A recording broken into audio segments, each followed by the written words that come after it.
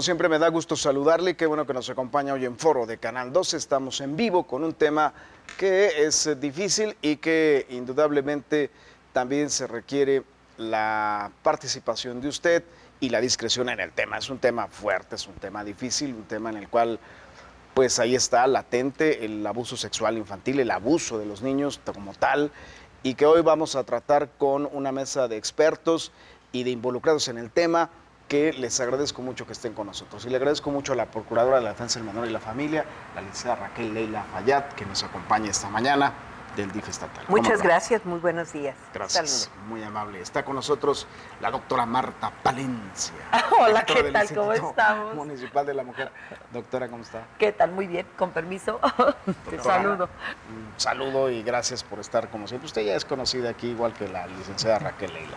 Gracias. Y le agradezco al licenciado Héctor Enrique Sandoval Medrano, abogado, que también está muy empapado de estos temas y que nos dará su punto de vista respecto a lo que es este abuso sexual infantil o el abuso directamente a los menores. Digo, el punto de vista jurídico, que es interesante. Les platico a ustedes y les platico al panel.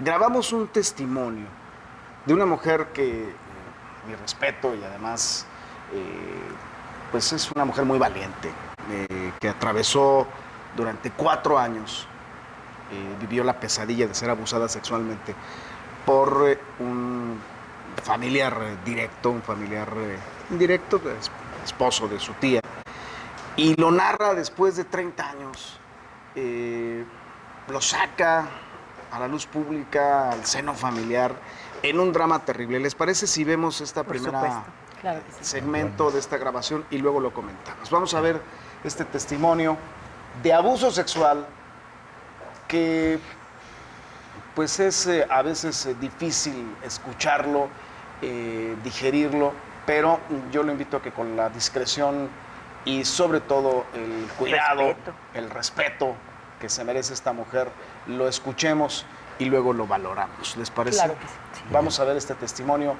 que grabamos y aquí le agradezco infinitamente a esta persona, a esta mujer valiente, que después de tantos años lo hace público, pero además su objetivo no es victimizarse, su objetivo es prevenir. El objetivo de esta mujer al decirlo, al abrirse, al darlo a conocer a la opinión pública, es exclusivamente que los padres de familia, que los niños y las niñas que son abusadas sexualmente, pues simplemente sepan que hay una salida en ese túnel oscuro, tenebroso, difícil. Vamos a ver este testimonio. Agradezco mucho este testimonial, este testimonio de vida que nos das en el programa y la verdad te aprecio mucho que estés aquí. Gracias por permitirnos conocer tu historia, pero más que conocer tu historia, conocer esa parte en la que tú viviste y que me imagino pues fue algo que te marcó para toda la vida. Muchas gracias. Gracias por invitarme.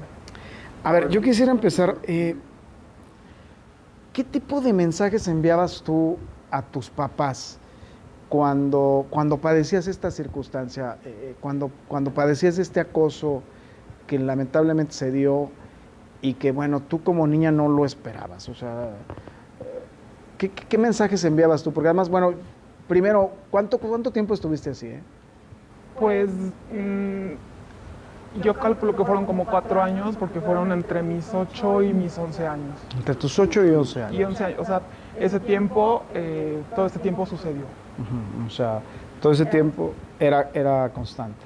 Era alguien muy cercano a ti. Sí, era el esposo de mi tía. Y pues ella era la que nos cuidaba, o ellos eran los que nos cuidaban cuando mis papás trabajaban. Ajá. ¿Qué tipo de mensajes? Pues la verdad es que no tengo tan claro, pero siempre fui una niña muy, o me tenían, yo lo interiorizaba, muy miedosa. Me costaba mucho dormir por las noches. Claro. Tenía miedo. Le tenía miedo a la oscuridad. Tenía miedo que alguien llegara y me tocara. Y desde que yo me acuerdo, tal vez desde esa época, duermo completamente cobijada, hasta de pies a cabeza. No puedo tener una parte de mi cuerpo descubierta, inclusive en tiempo de calor. Y yo no lo sabía porque como cuando eres niño, Claro. esto tú no lo vives como algo que alguien te está atacando. Sí, pero más bien tú crees que hiciste algo o que de alguna manera no lo impediste o hasta participaste. Entonces vives con la culpa y vives con el miedo. Y eso tú lo sentías, tú te sentías culpable. Claro que sí, o sea, yo tenía miedo, yo era la niña más miedosa de inclusive ver películas de terror o hablar de terror que a los niños les gusta tanto, a mí me provocaba días de no poder dormir o de tener pesadillas, que a lo mejor en los niños pues esto es común, pero Sí, claro. vamos, era algo exagerado. Y cuando alguien me decían, es tu conciencia, hiciste algo malo, y yo, esas son cosas que la gente suele decir a los niños, ay, tienes miedo porque hiciste algo malo. A y ver, yo perdón. empezaba, sí, hice Deja algo que malo. te interrumpo. Entonces, ¿tú sí le comentaste a tus padres que eras víctima? No, nunca les dijiste nada. Dije nada. Jamás. No, ni siquiera me pasó por la cabeza. Pero ellos sí veían tu conducta. Seguramente sí, pero es que es muy difícil yo creo que sí es, como padres, no tengo hijos, pero es difícil porque lo que hace el abusador o lo que hace el abuso es, el niño asume la culpa. Entonces es muy difícil que cuando tú te sientes culpable de algo llegues y lo confieses. Sí, claro. Y pues dices, es que me van a regañar, me van a decir que por qué yo no dije. Lo primero que piensas es, ¿qué hice? ¿Qué fue lo que hice? Ajá. Y no lo dices. Entonces yo por supuesto que no se lo pensaba contar a mis papás. Y aparte porque también sabes que sería un problema dentro de la familia. Y cuando eres un niño, pues tu familia no bombardeas tu barco. Pero además, exactamente, o sea, no te puedes imaginar que alguien tan cercano a ti te esté haciendo ese daño.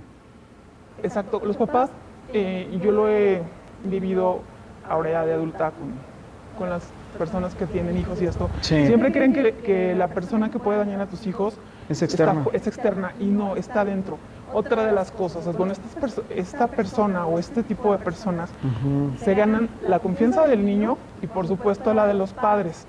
Entonces es muy difícil cuando te está sucediendo esto, pues tú confías en él, lo Claro, quieres, claro. de repente tienen buenas actitudes con el niño, pues no lo puedes traicionar. O sea, en el fondo tú crees que tú hiciste algo o que le debes algo y no lo vas a decir, porque pues de repente te defienden, de repente son cariñosos, de repente te llevan al cine, o sea, es la persona que te cuida, Sí, la claro. persona más cercana a ti. Entonces, pues no lo dices. Y que tú no te imaginas, ni tus papás se imaginaron jamás que te fuera a hacer daño. No. Y yo, como te digo, o sea, yo lo vivía en ese momento como algo malo que yo estaba haciendo, Ajá. no él, o sea, no era... O sea, que tú lo provocabas. Exacto. O yo decía, bueno, es que no lo provoqué, pero yo no hice nada. Claro. O sea, simplemente ni siquiera me pude defender. Ujú. Entonces era mi culpa. De alguna manera, tú con tus papás no, me dices que nunca les dijiste nada, pero no te acercabas con ellos, no deseabas que te abrazaran, que te dijeran cómo estás, cómo te sientes, por qué no duermes, por qué tienes No, o sea, temores. les decían, es que pues viste películas de terror o lo que sea, ¿no? Ajá. Como los niños. O sea, sustituían eso. Exacto. Pero aparte estamos hablando de los años 80, Ujú. de esto no se hablaba. Y Bueno, si no se habla ahora en el 21, es difícil. entonces, otra cosa, pues que estaban ni siquiera, de verdad, como niño, ni siquiera sabías que eso era un delito y que estaba mal. O sea, yo no sabía si nada más me pasaba a mí o era algo normal. O sea, la verdad es que nadie hablaba de eso. Y pues nada, era la época, no se hablaba. Y seguramente, y el peor miedo del niño o de lo que tiene uno miedo es, si lo llego a decir, no me van a creer. Y me van a regañar y me van a castigar. Entonces, te callas. Claro. ¿Tenías pues tu temor de que te fueran a regañar? Que no te creyeran tus papás. Y que se enojara mi tía. Porque yo convivía mucho con ella, era una persona muy querida para mí. Ajá. Y pues lo que yo pensaba también, o sea, si sabe lo que está sucediendo con su esposo, pues ya no me va a querer. Claro. y me lo callé. ¿Te lo callaste los 4 años que duró el abuso? Me lo callé 30 años. 30 años. 30 años. 30 años. Hasta que ya no pudiste más y lo sacaste ya de adulta. No. ¿No? Me lo callé hasta que me enteré que lo había vuelto a hacer. Yo cuando deja de pasar, Ajá. Yo pienso que soy la única, o sea, yo siempre lo recordé, pero yo decía, bueno, ya pasó, y pues fui la única, si lo digo, ahorita pues volvemos a lo mismo, nadie me va a creer, es su palabra contra la mía, y pues no tiene ningún caso que yo desbarate a la familia por algo que ya pasó. Así es. Pensaba yo, ese era mi pensamiento. Yo me entero 30 años después que abusó de otra niña en mi familia, una hija de una prima mía. Y es en ese momento que decido hablarlo para apoyarla a ella y apoyarme a mí, ¿no? Claro. Yo sabía cómo se sentía ella, yo sabía lo que estaba pasando y admiré enormemente que lo hubiera hablado. El segundo abuso que se da con una familiar tuya, ¿también en la misma edad? ¿La niña de la misma edad? Más o menos de la misma edad, a la misma edad que yo. 8, 11 años. Ajá. Entonces, pues yo decido para apoyarla, decido hablarlo y decirle a ella pues que vamos a hacer algo, ¿no? Claro. Tú hablas con ella y le dices, tienes que decirlo. No, ella ya lo había dicho. Ya lo había dicho. Yo solamente le dije pues que íbamos a hacer algo para que no volviera a suceder y que no tuviera que volver a verlo, ¿no? O sea, porque yo entendía que es bien difícil hablarlo. Y dije, si ya lo hablaste, es que nos estás pidiendo ayuda o estás pidiendo... Claro. Y hay que apoyar. En esos 4 años que duró el infierno, porque es un infierno. De alguna manera, sí. Sí. O sea, fue algo que te marcó toda tu vida, algo que te destrozó. En ese momento en el que tú vives esto, me dices que fueron 4 años, ¿cómo es que paró todo esto? Me lo comentas después de regresar a la mesa en un momento. Bueno, pues este es un primer segmento de algo que sí es desgarrador, ¿no? Sí. En una primera intervención... Gracias. Si me dan la oportunidad. Adelante. Realmente una sola violación, un solo daño en perjuicio de un niño nos debe de tener ocupados. Ya que no nos preocupemos, nos tenemos que ocupar. Yo les comento, en octubre que yo llegué a DIF, dentro de la actividad que tenía que desarrollar, pedí a ver cuántas carpetas de investigación tenemos, precisamente por esto u otros delitos cometidos en perjuicio de los niños. Debo decirles que cuando yo llegué había más de 500 carpetas de investigación. Y les digo, bueno, ¿cuántas están judicializadas? 12. Caí en pánico, la verdad me aterré. Elvira, le digo, esto no puede ser, me dice, haz lo que sea. Inmediatamente habló con el fiscal, pedimos apoyo al presidente del tribunal, no era posible, y tenemos el primer centro de justicia para niños, niñas y adolescentes. ¿Por qué lo digo? Porque ahorita estamos equipados de tal forma que llegue el niño, niña, víctima de cualquier abuso, no nada más de abuso sexual, que es... Todos son trascendentes, pero el abuso sexual afecta a la personalidad. Y ahorita aquí, Marta, estoy cierta de que nos comentará algo. Tenemos todo integrado para que llegue la víctima, se le escucha y ya no tiene que ir a repetirlo con el Ministerio Público, con el médico, con todo mundo para evitar la revictimización. Eso fue lo primero que se hizo. Ahí en DIF, en donde está la Procuraduría, tenemos juzgado, tenemos agencias de Ministerio Público, tenemos cámaras, tenemos un centro de psicología. Estamos tratando de que la víctima, porque esta niña, este niño es una víctima. En lo que acabamos de escuchar, la pequeña no se percataba de que aquel juego, entre comillas, que el tío tenía con ella, no era sano, hasta que va creciendo y va adquiriendo conocimiento y dice, esto no está bien. ¿Por qué?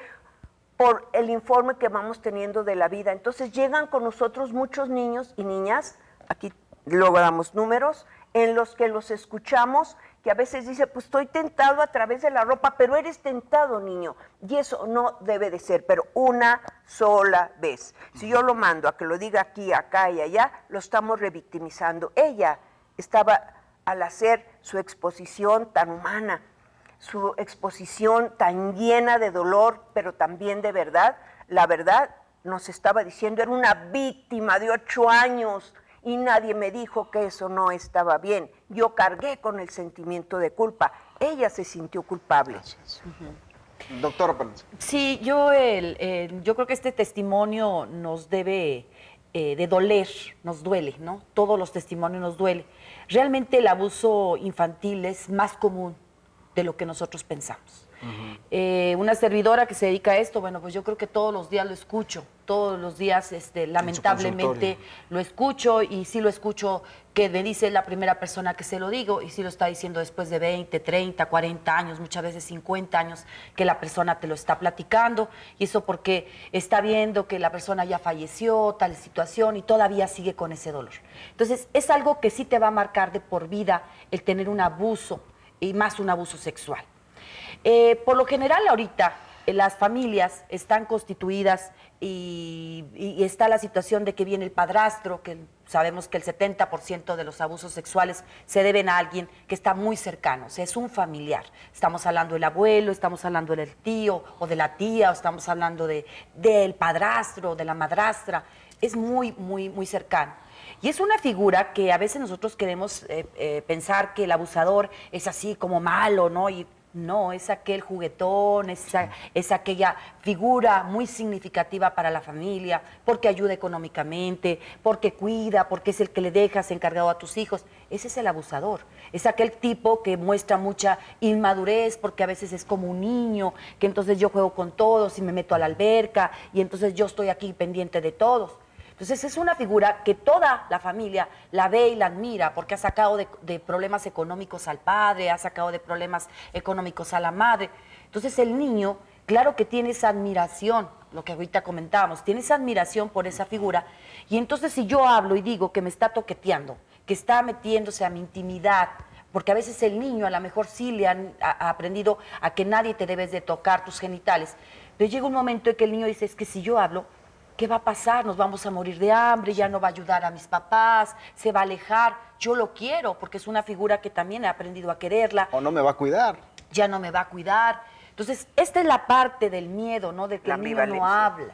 Cuando los niños hablan es cuando hay dolor, por lo general, cuando ya vienen las violaciones. O sea, hubo dolor, hubo sangrado, entonces ya hablas, ya te da miedo, ¿no? Pero mientras es ese toqueteo y ese jugueteo en que te gusta, porque lógicamente no hay dolor, entonces el niño se queda callado. Pero el niño comienza a tener situaciones de aislamiento. El niño abusado comienza a aislarse, comienza a deprimirse y comienza a sentirse con culpa porque siente que él ya no merece ser niño. Entonces deja de jugar, deja de tener esa parte en el colegio, en la escuela, de empezar a jugar y se comienza a aislar. Porque es un niño que aparte comienza a sentir ese dolor de que han abusado de ti y tiene que guardar ese secreto porque entonces se vuelve cómplice de esa situación. Y cuando lo comienzan a platicar es cuando finalmente la madre se acerca a él, porque los niños abusados son niños que tienen a padres ausentes, que hay una negligencia en el cuidado, porque entonces son niños que se quedan al cuidado de terceros, que se ve ahorita mucho se ve, porque ahorita los papá y mamá no te están cuidando. Bueno, si se veía en este testimonio de los 80s, que se da en la década de los 80s, en donde prácticamente pues también era esa liberación de la mujer de también contribuir al gasto económico, ¿no? Al sustento económico de las casas, ¿no? No es liberación, es obligación, porque ¿quién va a darles de comer si el padre no da el apoyo? La mayoría de las veces es muy diferente que una madre salga a trabajar unas cuantas horas mientras sus hijos están quizás en la escuela, pero la realidad es que las mujeres salen por necesidad a trabajar. En la mayoría de los casos, las madres serían felices. La economía está devastada en este país y en América Latina, ¿no? Y con un solo ingreso también no alcanzaría. Entonces las madres están saliendo a trabajar y muchas veces lo hacen en turnos donde los hijos ya están en la casa y se quedan solos con el padrastro. Esta situación sí nos tiene que quedar muy clara. A ver, somos animalescos. Tristemente tenemos ese instinto animalesco. Híjole, que qué duro es, pero le dejan ahí a la chica, al chico, solos. El diablo anda suelto y el diablo anda en todas partes. Y sopla. Y entonces aquí sí tenemos que cuidar a los niños, porque a veces las madres pecan de ingenuas, pero a veces también se hacen tontas, porque el niño sí llega y le dice, oye, mi tío o tu pareja me hizo esto, me hizo el otro, y la madre dice, el denunciar significa un cambio de vida, significa el ya no tener el apoyo económico, significa un cambio radical, y muchas mujeres tienen miedo a ese cambio radical y entonces guardan el secreto, guardan aquel dolor y se lo llevan a la tumba muchas veces, pero el hijo jamás perdona cuando él se lo ha dicho a la madre y la madre no hizo absolutamente nada. Tiene que cambiar la ley, y tiene que cambiar la ley que nos va a ayudar mucho a los psicólogos y a los psiquiatras y a la gente, porque en Estados Unidos ustedes saben muy bien que cuando alguien llega y te platica de un abuso, tú inmediatamente tienes que decírselo a una autoridad. Tienes 8 horas para que tú, Raquel, llegue y me platica algo, fíjate que está pasando esto en mi casa. Y yo le digo, ¿sabes qué, amiga? Tienes que ir a denunciarlo, porque si tú no lo haces, yo tengo que ir y a ti te van a decir que eres cómplice. Aquí, ¿qué pasa cuando la gente llega a tu consultorio y te platica que está siendo abusada o que su hijo, pero que... El psiquiatra permanece callado, cuando nosotros deberíamos de ir y decirle, señora, usted si me lo está platicando, yo tengo que ir a denunciarlo. La prueba está que la gente viene de Estados Unidos, nuestros paisanos, a platicar con el terapeuta hasta México, porque saben que si van y platican eso... Sí, en Estados Unidos es una ya es acción un delito legal, tremendo. es un delito. Y entonces nosotros como psiquiatras, como terapeutas, nos quedamos callados. Así Y somos es. cómplices de muchas cosas y tratamos de arreglar las cosas entre familia, al estilo mexicano. Pero eso es muy doloroso y es muy triste porque ves que muchas veces ya no regresaron. Muy bien, déjeme hacer una pausa, licenciado. Regreso con usted con su primera Gracias. intervención. Gracias.